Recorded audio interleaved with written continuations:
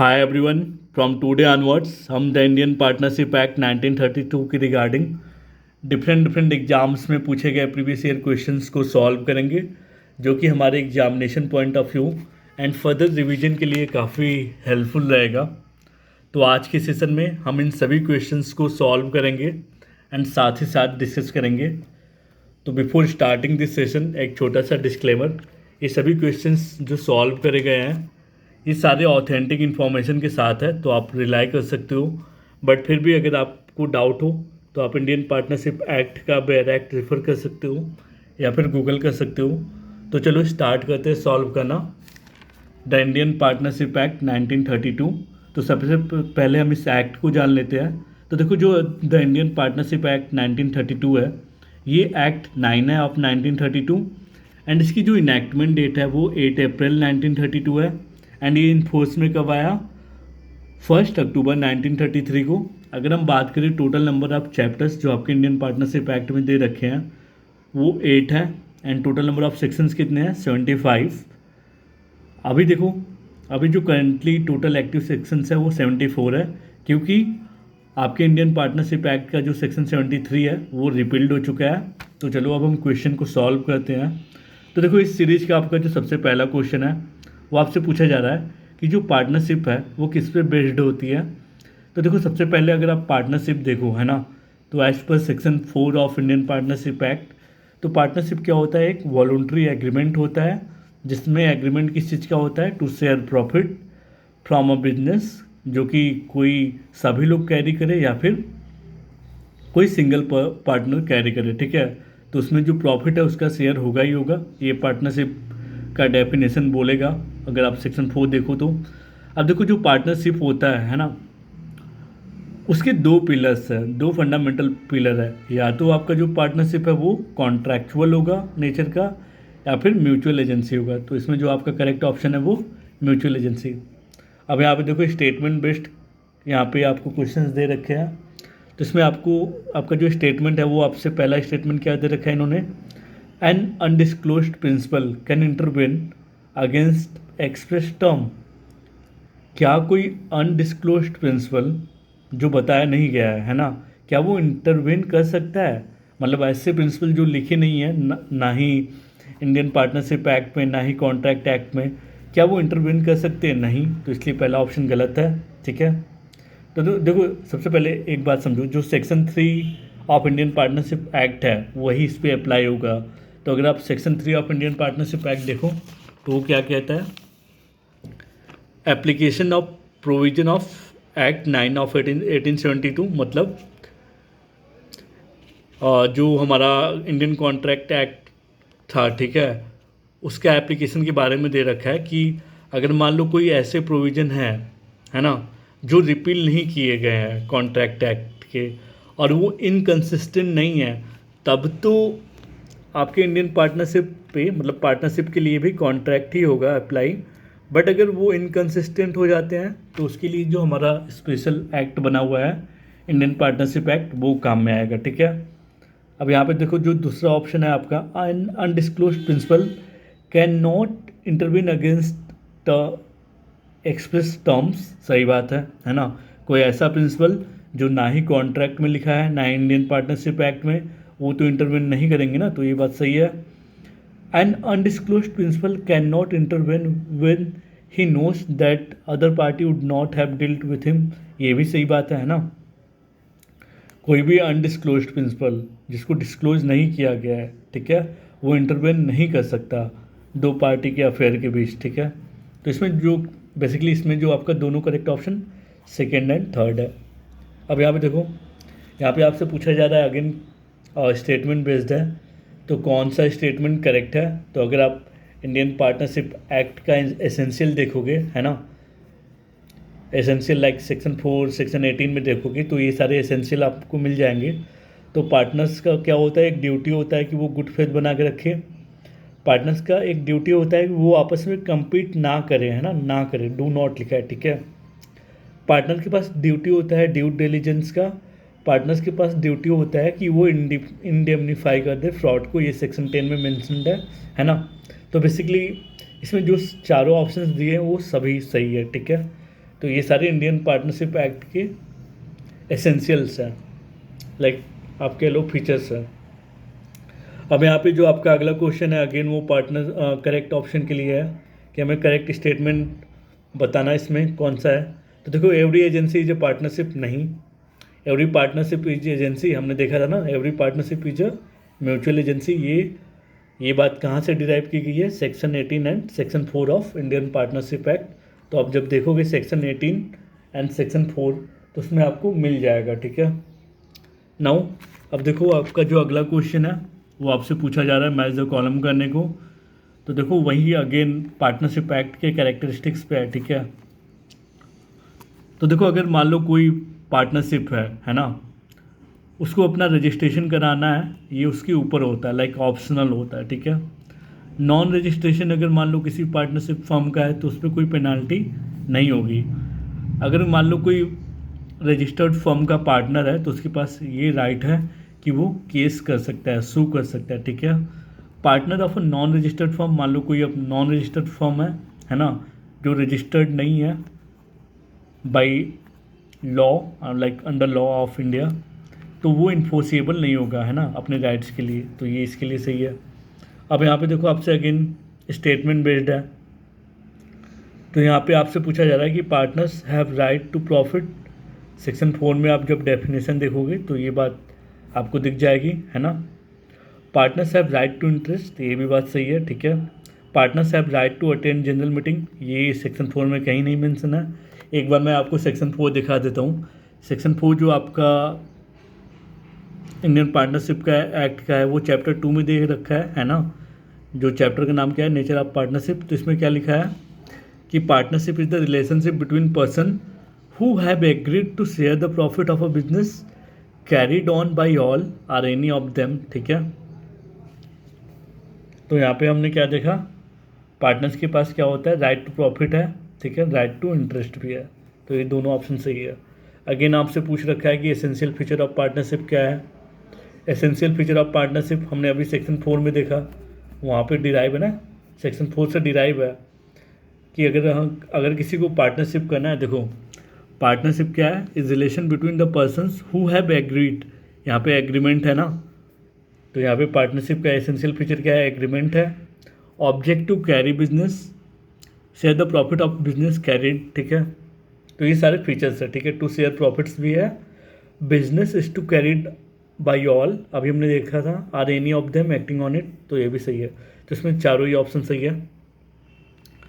अब यहाँ पे आपसे पूछ रहा है कि find the correct legal statement. तो ये देखो बीच के प्रोविजन से दे रखा है इन्होंने, है ना।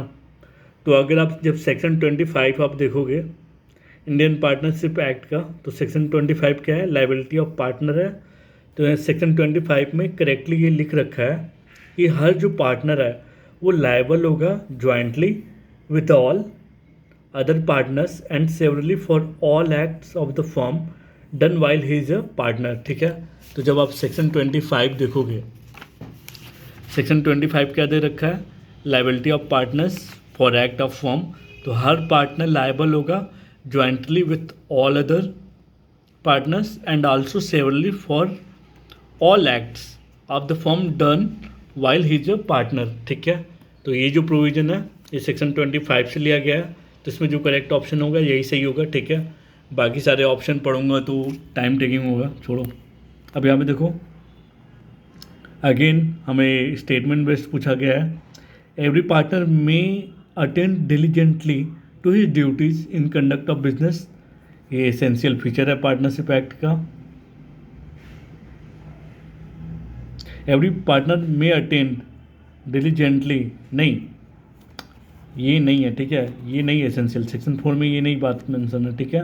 Every partner must be intelligent, ये भी बात, ये भी कोई एसेंशियल क्रेडेंशियल नहीं है, ठीक है। तो इसमें दोनों ही ऑप्शन गलत हो जाएंगे, एंड भी दोनों ही गलत है। ये आप देखो रजिस्ट्रेशन ऑफ फर्म क्या होता है, वो डिजायरेबल होता है, ठीक है, डिजायरेबल होता है। या तो जो पार्टनरशिप है वो फर्म में तब्दील होना चाह सकते हैं या नहीं, ठीक है।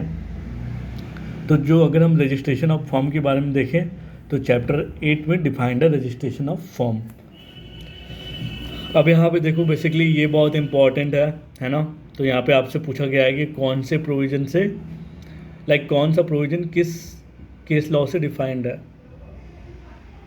तो यहाँ से मार्क करेंगे। तो इसमें देखो, duty to account for personal profit, ये जो केस है ये गार्डनर वर्सेस मैक्यूचियन का केस है, ठीक है, 1842 का है, ठीक है। डू नॉट टू कम्पीट, ये जो प्रिंसिपल है ये किस केस से आया था, पुलिन वर्सेस महिंद्रा, है ना। ये 16B आप जब देखोगे सेक्शन 16B तो उसमें आपको मिल जाएगा ये प्रोविज़न डू नॉट कम्पीट वाला, ठीक है। तो ये किस केस में डिराइव हुआ था, पुलिन वर्सेस महिंद्रा, ठीक है। ड्यूटी ऑफ गुड फेथ जो है वो हेलमोरे वर्सेस स्मिथ, ये 1886 का केस है। और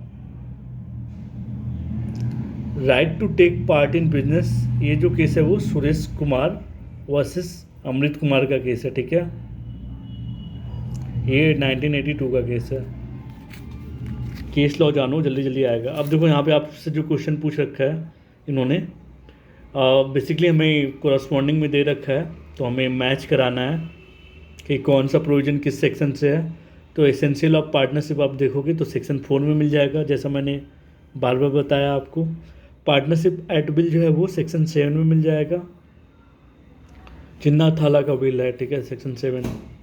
effect of non registration of form section 69 में मिल जाएगा।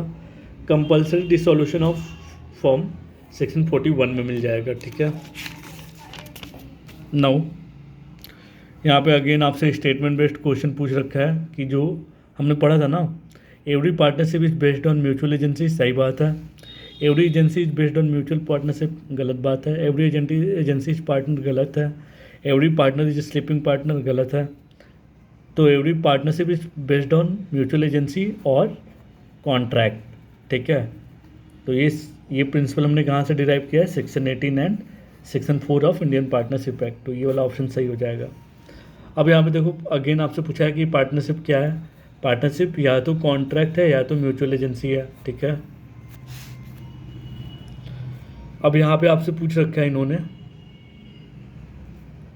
When something of valuable nature, wait हम थोड़ा सा पहले म्यूचुअल एजेंसी जो टर्म है उसको समझ लेते हैं। तो देखो म्यूचुअल एजेंसी क्या है, एक फंडामेंटल लीगल प्रिंसिपल है, ठीक है, किसी भी पार्टनरशिप में, जो कि हर पार्टनर को साइमल्टेनियसली मतलब एक साथ एक एजेंट बनाता है एंड एक प्रिंसिपल बनाता है, ठीक है। और कोई भी पार्टनर, यहाँ पे क्या लिखा है, any partner has authority, her partner के पास ये अथॉरिटी होगा कि वो कंपनी के हर बिजनेस पे मतलब किसी भी मेंबर पे के बिहाफ पे वो डिसीजन ले सकता है, ठीक है। तो म्यूचुअल एजेंसी का यही मतलब होता है।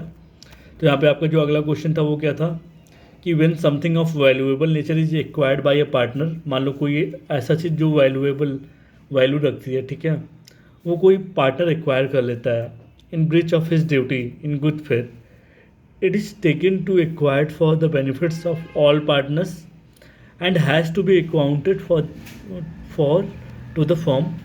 तो ये जो बात है वो सही है, ठीक है। पार्टनरशिप क्या एक ट्रस्ट है?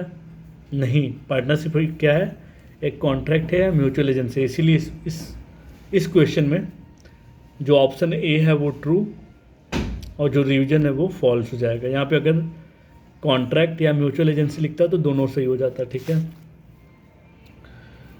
पता नहीं क्या दे रखा है इन्होंने यहाँ पे, देखो बेसिकली ये क्वेश्चन मेरे को समझ में नहीं आ रहा है, तो सीक्वेंस करने को दे रखा है। तो आप सीक्वेंस के रूप में जब देखोगे तो सबसे पहले आपका जो सेक्शन आएगा ये एग्रीमेंट टू शेयर प्रॉफिट, ये सेक्शन 4 में दे रखा है।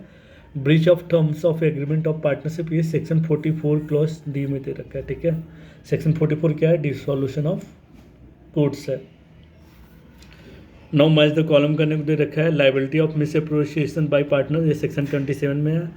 Liability of partner for torts, ये सेक्शन 26 में है। Liability of a partner for holding out, section 28 में है। Doctrine of implied authority of a partner, section 18 और 19 में मिल जाएगा। बेसिकली आपको सेक्शन 19 में मिलेगा, ठीक है। नाउ यहाँ पे आपका जो क्वेश्चन है, according to section 12 of Indian partnership act, any difference arising as to ordinary matters connected with the business of a partnership may be decided by.